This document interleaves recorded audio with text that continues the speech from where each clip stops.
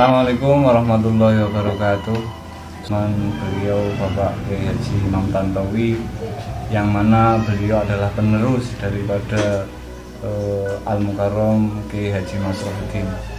Pak Kiai, mohon untuk sedikit menceritakan asal muasal pendidikan yang ada di wilayah Panjenengan yang berada di wilayah Pondok Pesantren Nurul Yatim Al-Hidayah. Memang Sikanco adalah tempat yang paling tua dalam membangun sebuah pendidikan.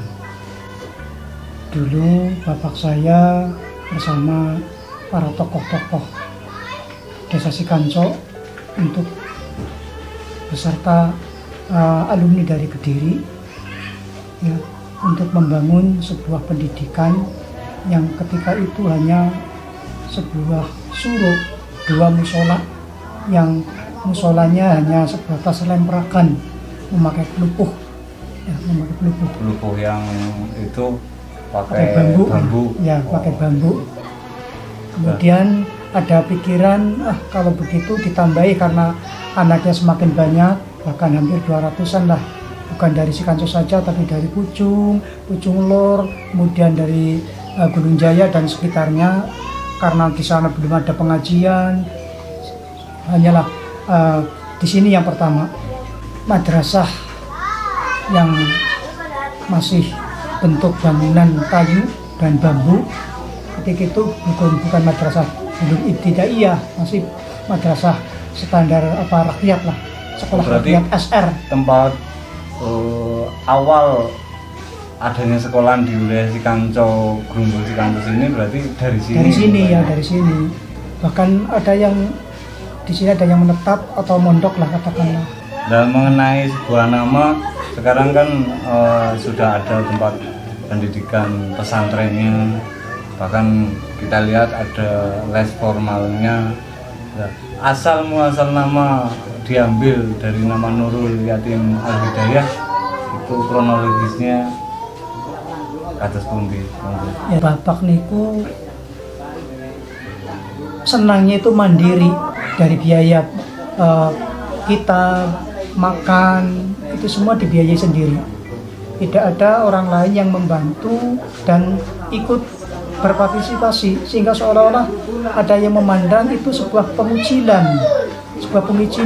Akhirnya datanglah orang dari Sumatera, namanya Mbah Sarbini, untuk bersama-sama membangun sebuah musola, yang ketika itu karena tidak adanya orang-orang sekitar yang untuk membantu, hanyalah tenaga, sementara pendanaan itu tidak ada yang membantu. Akhirnya Al-Mukarram atau bapak itu cari sendiri, kadang pagi pergi, sore hanya pulang, hanya dapat 1 sak semen. Terbangunlah musola yang ketika itu karena dari Mbah Sarbini itu merasa seorang kayak dikucilkan, tidak ada yang menolong dari segi pendanaan. Akhirnya beliau istikharah dengan bahasa, katakanlah karena orang Jawa beliau, sementara bapak dari pesantren, akhirnya digabunglah nama Nurul Yatim Al-Hidayah, karena beliau orang-orang akhirnya ada bahasa yatim. Yatim itu ya sebuah kata-kata yang antik, karena tidak ada orang yang membantu, sendirian, akhirnya dikatakan yatim. Akhirnya bangunlah bapak istikharah dengan Al-Hidayah, sementara beliau Mbah Sarbini itu dengan yatim. Akhirnya digabungkan jadi satu, Nurul Yatim Al-Hidayah. Dan waktu itu memang ada yang menetap santrinya. Ya, kita kira-kira tahun 80 sampai 86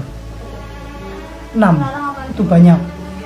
Nah, kalau yang tahun 50-an itu santri kalong kebanyakan. Karena perkembangan zaman, akhirnya madrasah yang tadinya SR, sekolah rakyat, kemudian dipindah di tanah sebelah, karena ada orang yang wakaf, entah mbah siapa yang wakaf, kurang jelas.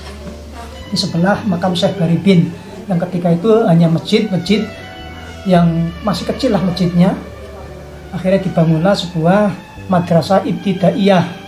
Berarti yang sekarang Yang sekarang sudah masjid ya. Ya sudah Sekarang sudah ma'arif. LT Ma'arif. Ya sekarang sudah ma'arif. Dulu masih MI.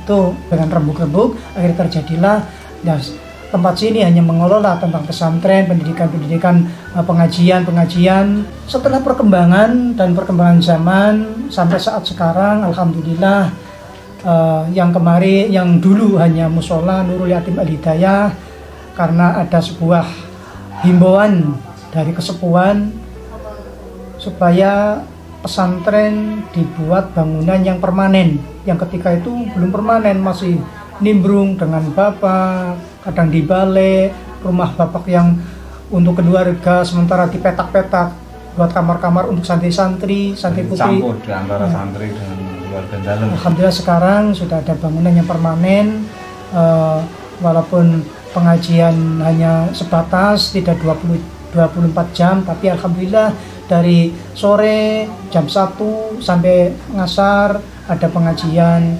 Kemudian kalau kita masih ada yang yang ikut berpartisipasi untuk mengaji, alhamdulillah sampai saat sekarang kalau malam sampai ya maghrib ada 3 kelompok atau 3 rombongan, kelompok yang masih kecil, ikro atau bahasa dulu turutan, sekarang ikro. Kemudian setelah berapa menit, karena tidak mungkin kalau 1 jam tidak mungkin, coba bayangkan anak 30 kali 10 menit berapa jam, 300 menit kan sampai malam. Oke Pak Kiai, terima kasih untuk penjelasan sejarah berdirinya pendidikan Islam maupun formal yang ada di wilayah Cikansos ini, dan mudah-mudahan lebih berkembang lagi. Insya Allah, mudah-mudahan dengan doa.